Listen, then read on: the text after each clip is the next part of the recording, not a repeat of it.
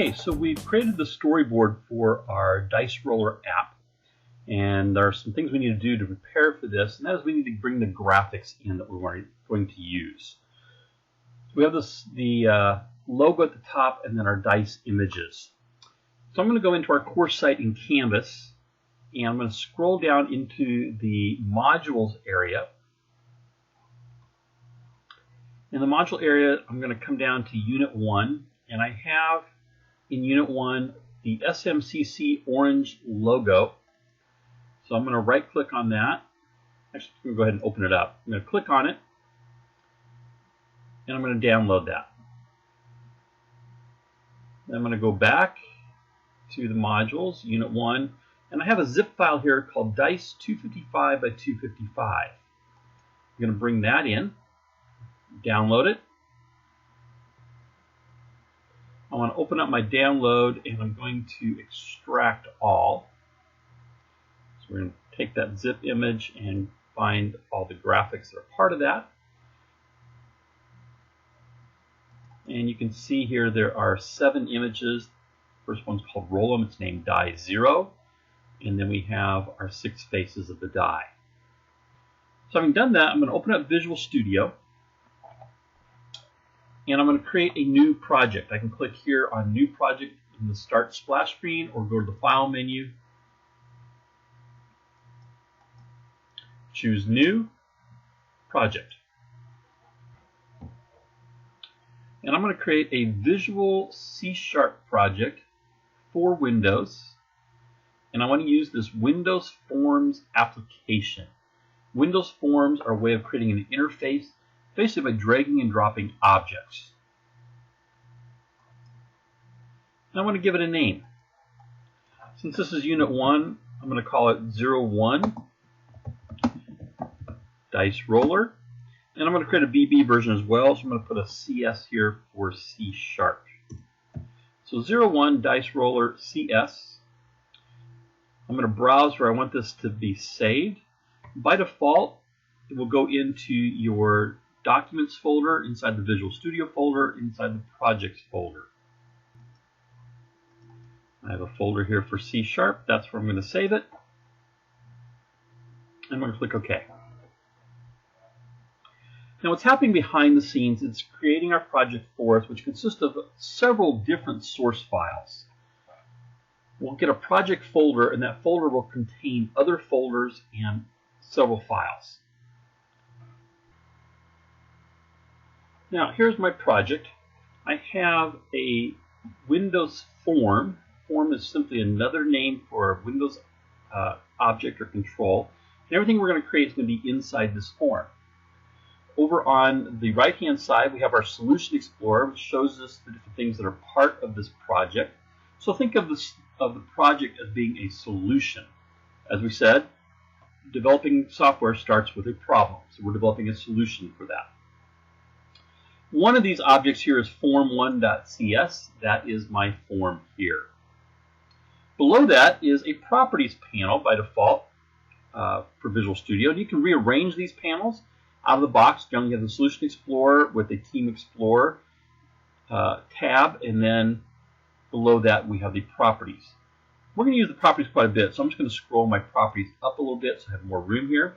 And the Properties area is context sensitive. So the properties are context sensitive, and you'll see the properties here for the selected object, and I have the form object selected here.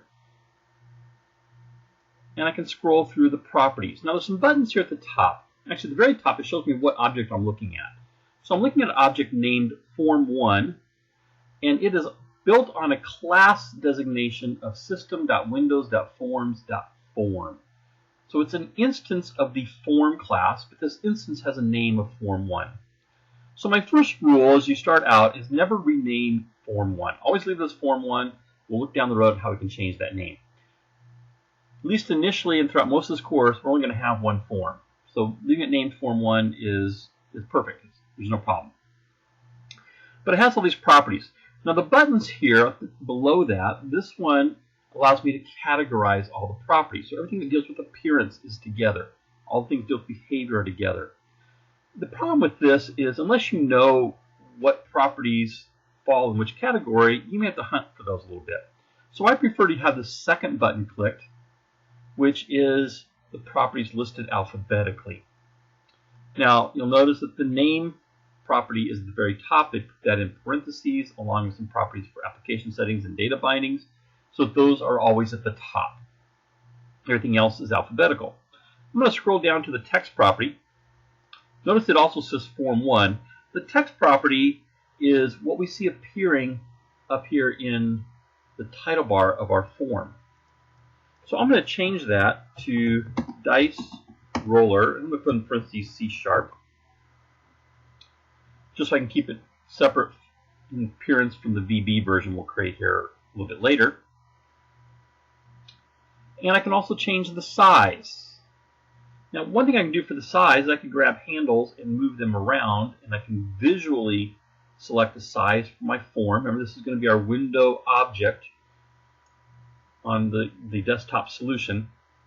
And as I let go of the mouse, it changes the numbers here. This is the width, comma, height. I can also click the little plus sign and see those separated out. Or I can specify a value here. Well, we're going to create a mobile app size, so I'm going to do 480 pixels by 800 pixels. And you can see then the application itself for the form. 40 by 800 is the original Droid size, but it gives us a manageable size to work with here in Visual Studio for this demonstration. Okay, so I'm going to put some objects here on my form. And looking back at that storyboard, we had a picture box that's going to show our logo. It's going to go about here. I'm going to leave myself a little bit of room on the left and right and top. As you're developing software, you want to have margins and white space. I would never put an object up against the edge of the application. So developing software, to make it look good, it's just like writing a research paper. We wouldn't start our text at the very edge of the paper. There'll always be margins, top, left, bottom, and right. So this is my picture box. It's named Picture Box 1. I'm going to go ahead and accept that name. I'm not going to change it because I'm not going to refer to it in code. So I typically only rename objects that will be used in code. But what I want to do here is put a graphic into the picture box. So I'm going to come down to the properties for that picture box. Notice it's selected. I've got the handles here, and I'm looking at the properties for the picture box. If I click the form, I'm seeing the properties for the form. So I'm going to select the picture box, and I'm going to go down to Image. I'm going to click the little button here with 3 periods on it, or 3 ellipses. It's going to bring up a dialog box. And I'm going to import the graphic that I downloaded. And there is my SMCC orange logo. I'm going to open it and say OK. Now I'm going to go back to my properties here for the picture box, and there is a size mode, which right now is normal. I'm going to take that size and choose auto size, and that will conform the picture box to my image. I'm just going to center my image here in the application. And then I want another label that's going to have the title for my application. So I'll draw a label here across. Now labels, by default, have a property called auto size that's set to true. Notice my label kind of collapsed from the size that I made it. So it's setting the size based on the text of the label. I typically like to have my label set to auto size false. I'm going to change that to false. And I'm going to scroll down to the text property. So it has a property for text just like the form does. This is going to be what's located in the label. I'm going to change this to SMCC dice roller. When I press the enter key, we'll see that text appear there. I'm going to change the font. So up here there's a font property. It also can be separated into various parts of that bigger property. But if I click the button on the right with the ellipses, going to bring up a dialog box. So I can change the style and the size and the font face here if I wanted. I'll leave it as Microsoft Sans Serif, but I'm going to set it a little bit bigger. Maybe can go a little bigger than that. And I might even try 28, see if that'll fit. Doesn't quite fit, but I think if I stretch this out just a little bit, it'll be fine. I'm going to take the text to line property and center that text in my label, and then I can just simply position the label centered on the screen. All right, I'm going to create another label. I'm going to draw kind of a box. I'm going to come in and change the size of that label to 200, 200. And I'm going to set the auto size to false.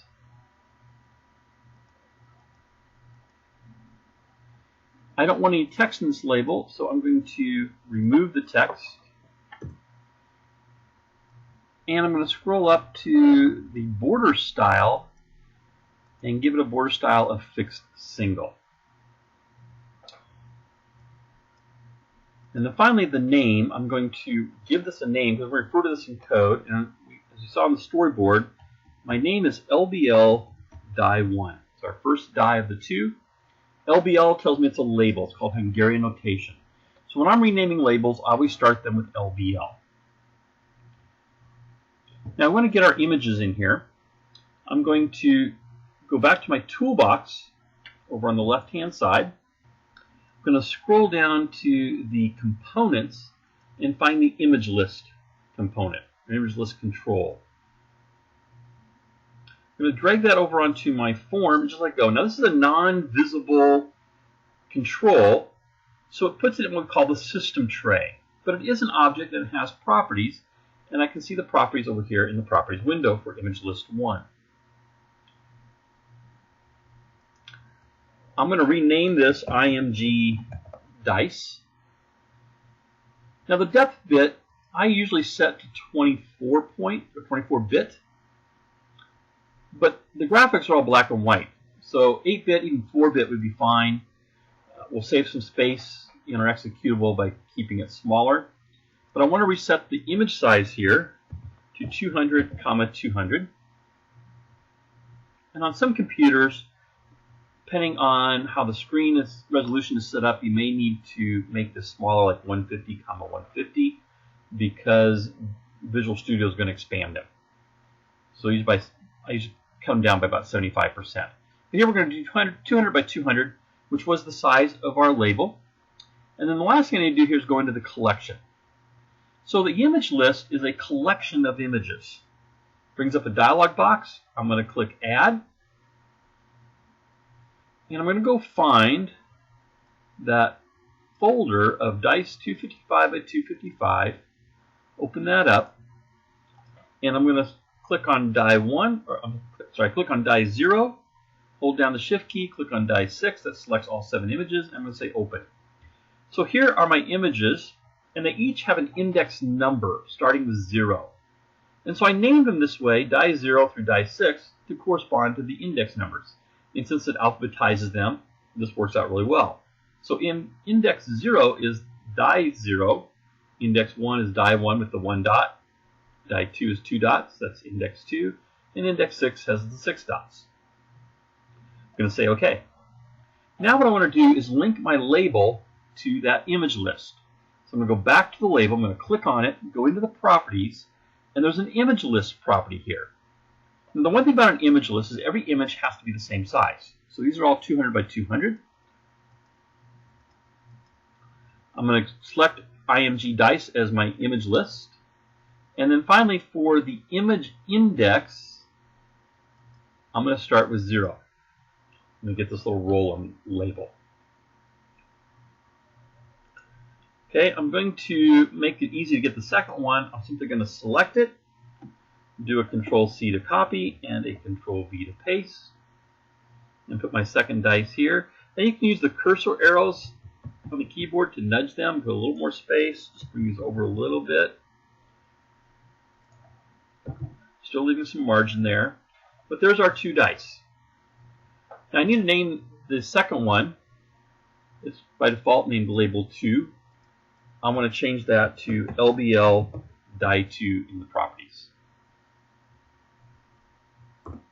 So I have LBL die 1, LBL die 2.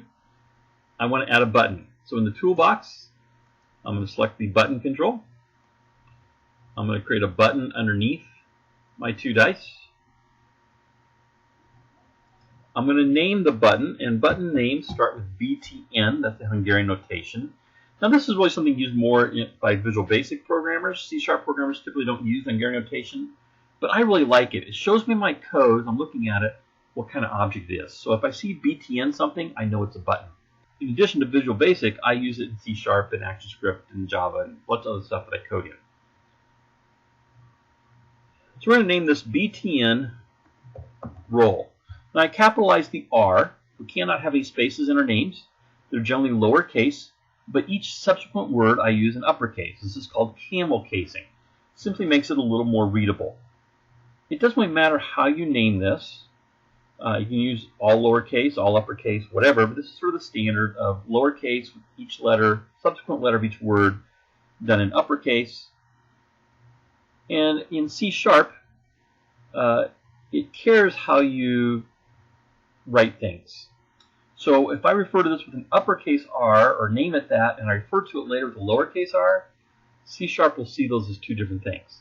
VB will automatically adjust everything to how you named it originally. So named BTN role, I'm going to go down to the properties again, find the text property, and I'm going to set the text to roll the dice. So that's our button. We can make the font bigger if we wanted. I'm not going to bother to do that in the interest of time. The last thing I want here is a list box.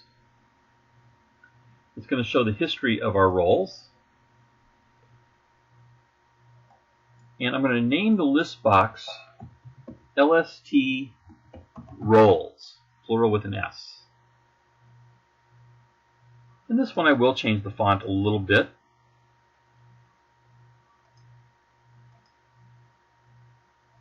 I think 12 point would be good. And that is our interface. We are now ready to code.